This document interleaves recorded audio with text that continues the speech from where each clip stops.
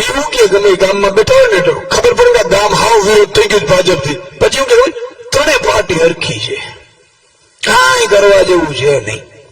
હું કામ ખબર છે બધા હવાણામાં જાય તો ભાજપ એવું, કોંગ્રેસ એવું, આમ આદમી એવું, એમ કરી બધા નેતા આવે ને વયા જાય ને લઈ લે કરી લે.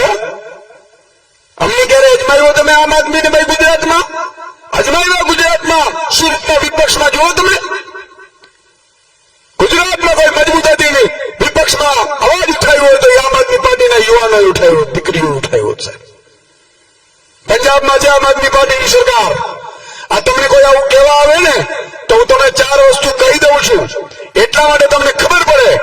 પંજાબમાં આમ આદમી પાર્ટીની વેટો સરકાર છે. કેટલા વર્ષની છે? 4 વર્ષની. 4 વર્ષની નાની બાળા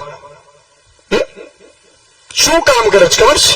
પંજાબમાં આમ આદમી પાર્ટીની સરકાર બની. અરવિંદ કેજરીવાલજીને ભગવત માનજીએ ગેરંટી આપી હતી અને એમણે ચીફ સેક્રેટરી, જીબીના અધિકારીઓ, કલેક્ટર બધાને બોલાવ્યા અને કીધું તમે કેટલા વાગે નોકરી કરો છો?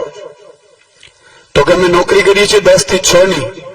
તો કે 10 થી 6 ની નોકરી કરો છો ને તો મારો ખેડૂત રાત્રે 2:30 વાગે પાણી વારવા નહીં જાય. કાલથી સૂરજ ઉગે ને ત્યારે દિવસે વીજળી આપજો ને, ફ્રી વીજળી આપજો ખેડૂતોને. આ હિન્દુસ્તાનમાં એક સરકાર કરી શકે.